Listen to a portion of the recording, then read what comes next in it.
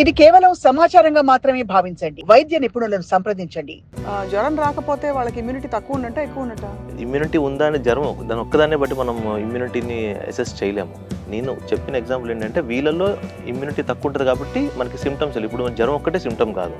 Back pain సిమ్టమే, burning micturition సిమ్టమే, increase frequency సిమ్టమే, ఇవన్నీ కూడా ఉండవు వీళ్ళకి. సో కిడ్నీ హెల్త్కి తోడ్పడే ఫుడ్స్ ఏమైనా ఉన్నాయండి? ఈటింగ్ అవుట్, జంక్ ఫుడ్, ఈ బయట ఈ మసాలాలు, ఫాస్ట్ ఫుడ్స్ తినడము, sedentary life style, decrease intake of water ఒకటి, లెస్ యాక్టివిటీ. ఫుడ్స్లో ఉండే కెమికల్స్ కానీ లేదు పెస్టిసైడ్స్ కానీ వెజిటబుల్స్లో వచ్చేవి కానీ కెమికల్స్ కార్బైడ్ కానీ మామిడి పళ్ళు పండపట్టడం అట్లాంటివి.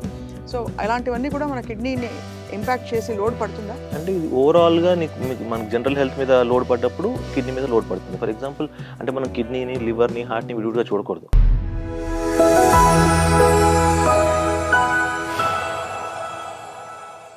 జ్వరం రాకపోతే వాళ్ళకి ఇమ్యూనిటీ తక్కువ ఉన్నట్ట ఎక్కువ ఉన్నట్ట?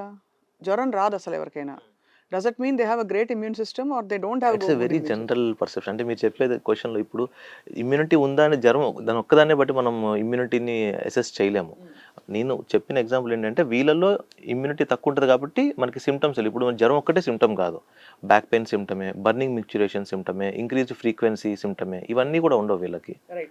బట్ జ్వరం ఒక్కటే ఇమ్యూనిటీని చెప్తుందా అంటే no, that is not the way we should look at it. So kidney హెల్త్కి తోడ్పడే ఫుడ్స్ ఏమైనా ఉన్నాయండి? స్పెసిఫిక్గా కిడ్నీ హెల్త్కి అంటే ఒకటి హైడ్రేషన్ అండి. రెండు రీసెంట్గా నేను అబ్జర్వ్ చేసిన దాంట్లో this lot of frenzy about eating out, junk food, ఈ బయట ఈ మసాలాలు, ఫాస్ట్ ఫుడ్స్ తినడము, sedentary life style, decrease intake of water ఒకటి, లెస్ యాక్టివిటీ. ఈ 5 మోస్ట్ కామన్ కాజెస్ నేను చూసిన దాంట్లో కిడ్నీ హెల్త్కి హెల్ప్ అవుతాయి అనమాట. For example should be active. And ఇంతకు ముందు కంటే I don't know, it's my perception but I might be wrong. ఇంతకు ముందు కంటే మనం నాన్ వెజ్ కన్సంప్షన్ చాలా ఎక్కువైపోయింది మన సొసైటీలో. That's what I feel. దాని ఫార్మ్స్ బోల్డ్ అనే ఆప్షన్స్ వచ్చేసాయి. ఫర్ ఎగ్జాంపుల్ షవర్మాలు దొరుకుతున్నాయి, జంక్ ఫుడ్ దొరుకుతుంది. అదే మీరు అనేది రైటే. So those things is not good. ఇప్పుడు చాలామంది మనం ఎగ్జాంపుల్ తీసుకుంటే ఇప్పుడు నేను కానీ మా యూరాలజీ కొలీగ్స్ కానీ మనం ఒక వీక్లో ఓపీడీలో ఒక 15-20 స్టోన్ కేసెస్ చూస్తే దాంట్లో 90% of the cases are sedentary, mostly software, who eats lot of junk food, doesn't do any activity. ఇవే ఉంటాయి. వాళ్ళ కిడ్నీ స్టోన్స్ ఫామ్ అయిపోతాయి. Obviously because what is the pathology? ఎందుకు అవుతుంది కిడ్నీ స్టోన్? ఒకటి సెడెంటరీ లైఫ్, ఒకటి obesity will contribute it. They not majority of the times they not drink more water, and high salt containing foods, and too much protein in the form of non-vegetarian. These are the most common contributing factors for renal stones. Is there a direct link protein powder ki kidney health ki? Again, what kind of protein powder? Protein powder lo మనకు చాలా variations ఉన్నాయి. Plant based ఉన్నాయి, లేదంటే మన రెగ్యులర్గా whey protein ఉంది.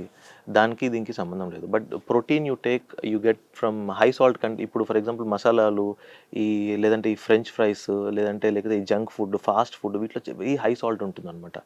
ఈ high salt containing foods will cause stone formation. Per say protein might damage kidney if you take in very excess. But stone formation it might not contribute to majority. So మరి work out చేసే వాళ్ళు అంతంత ప్రోటీన్లు తాగడం is not ideal actually. అంటే again everything you have to. రోజుకి 100 grams కావాలంటారండి. ఇప్పుడు suppose నాకు 70 కిలోలు అంటే weight, I'm expected to eat 100 kilos, 100 grams of protein. 100 grams చెప్పే ఎందుకు 1 gram per kg అంతే రిక్వైర్మెంట్. అంతేనా? 1.5 అంటారు కాదు కదా? 1.5 కాదు, 1.1 gram. 1 gram అండ్ కిడ్నీ పేషెంట్స్లో కొంచెం తగ్గించి 0.8 చెప్తాము. If you want a very good protein intake 1.2, 1.5 I don't think you required that much. అవసరం. సో 70 grams ప్రోటీన్ అంటే కూడా మనకి యాక్చువల్లీ చూస్తే 10 కోడిగుడ్లు.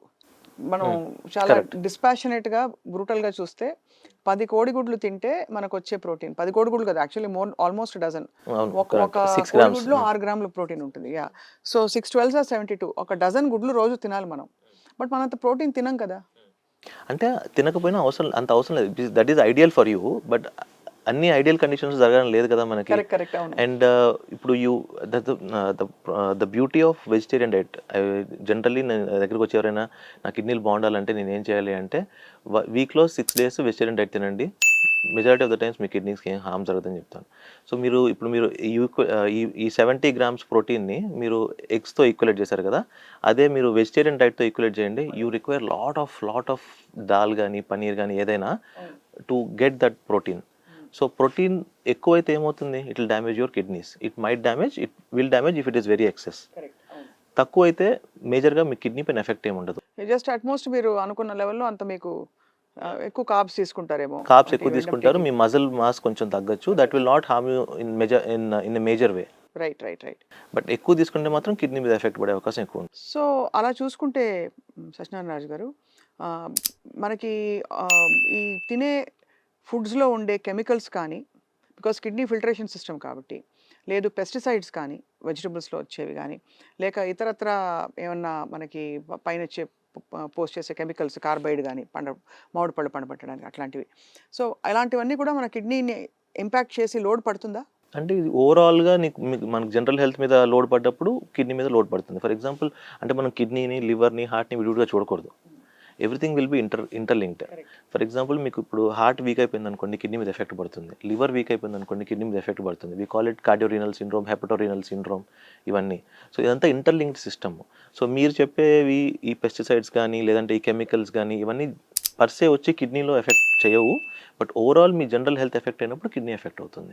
అన్ని టెస్టులు బాగున్నాయి, కానీ స్కాన్లో ఒక బినైన్ సిస్ట్ కనిపించింది అనుకోండి, దాన్ని చూసి చూడటం ఊరుకోవచ్చా? ఇప్పుడు సిస్ట్కి మనం again there a system for everything. అంటే మన జనరల్ పర్సెప్షన్ వేరు ఉంటుంది. బట్ జనరల్గా ఒక సిస్ట్ ఉన్నప్పుడు దాన్ని మనం సింపుల్ సిస్ట్ లేదంటే కాంప్లెక్స్ సిస్ట్ అని డివైడ్ చేస్తాం అనమాట.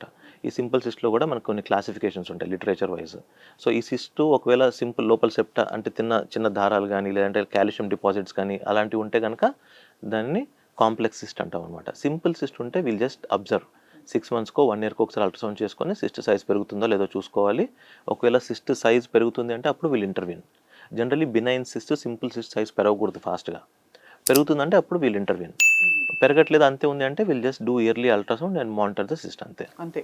ఇప్పుడు సపోజ్ అది పెరుగుతుంది అనుకోండి, ఏం చేస్తారు? సర్జికల్ రిమూవ్ చేయాలి. సర్జికల్ రిమూవ్ చేసి ఎస్ అంటే cyst removal is not a big thing. Kidney మీద ఎఫెక్ట్ పడుతుంది. దీన్ని ఎగ్జోపాటిక్ సిస్ట్ అంటారు. అంటే కిడ్నీ ఇలా ఉంటే దీని పైన ఇలా సిస్ట్ వస్తుంది అనమాట. సో ఆ సిస్టమ్ తీసేయడం వల్ల మీకు కిడ్నీ పైన ఎటువంటి ఎఫెక్ట్ పడదు. దానికి ట్రిగ్గర్ ఏంటి, ఎందుకు వచ్చి ఉంటుంది అది? దానికి there is no specific reason. మొత్తానికి అయితే kidney disease is one thing, అంటే అందరికీ కామన్గా నాలెడ్జ్ ఉంది కానీ, but at the same time దాన్ని పట్టుకోవడం మాత్రం చాలా కష్టం అనిపిస్తుంది. అవును, అంటే కష్టం కాదు, వీఆర్ నాట్ పుట్టింగ్ ఎఫర్ట్ అంతే. అంటే ఇప్పుడు ఫర్ ఎగ్జాంపుల్ ఈ డయాబెటీస్ కానీ, హైపర్ టెన్షన్ కానీ రిలీజియస్గా 6 monthsకో 1 yearకో ఒకసారి యూరిన్ టెస్ట్ చేయించుకొని, ఇయర్కి ఒకసారి క్రియాటిన్ చేయించుకొని, ఐ చెకప్ చేయించుకొని, హార్ట్ ఒక 2 daysకో చేయించుకుంటే majority of the cases can be picked up early. Okay, ఆ మెసేజ్ ఏదైతే హై రిస్క్ పాపులేషన్ డయాబెటిక్ పేషెంట్స్ని ఇయర్లీ ఒకసారి యూరిన్లో ప్రోటీన్ ఉందో చెక్ చేసుకోవాలి. ఎందుకంటే even before the creatinine goes up, creatinine పెరగడం కంటే ముందు ఫస్ట్ యూరిన్లో ప్రోటీన్ వస్తుంది. సో అది మనం ఎర్లీగా క్యాచ్ చేస్తే there are so many medications now which will prevent the progression of the disease. Protein ఆపడానికి కిడ్నీ డిసీజ్ ప్రోగ్రెస్ అవ్వకుండా there are beautiful medicines in the last I would say 7-8 years. ఇంతకుముందు very limited resources ఉంటుండే మనకి. Last 5-6 yearsలో there are newer medications also which will prevent the progression of the disease. Right. Your message to Sakshi viewers అండి ఇవాళ, అంటే kidney హెల్త్కి కావాల్సిన 4-5 అంశాలు. సో నేను ఆల్రెడీ చెప్పాను. ఒకటి, drink plenty of water. Plenty అంటే మరీ 5-6 liters కాదు, 3 to 3.5 liters మన ఆంధ్రప్రదేశ్, తెలంగాణ పాపులేషన్ క్లైమాటిక్ కండిషన్స్కి, లేదంటే ఇండియన్ క్లైమాటిక్ కండిషన్స్కి. 2, don't eat too much junk food. 3, non వెజిటేరియన్ని లిమిట్ చేయాలి, మరీ ఎక్కువ తీసుకోకూడదు. సో ప్రోటీన్ సోర్స్ కోసం వెజిటేరియన్ ప్రోటీన్ సోర్స్కి వెళ్ళడం కొంచెం better. And unnecessarily medications, over the counter medications, pain killers, unnecessary antibiotics, ఈ క్వాక్స్ దగ్గర యాంటీబయాటిక్స్ ప్లస్ ఇవి ఎక్కువ తీసుకోకూడదు. డాక్టర్ సత్యనారాయణ గారు, thank you so much for this wonderful session on kidney health.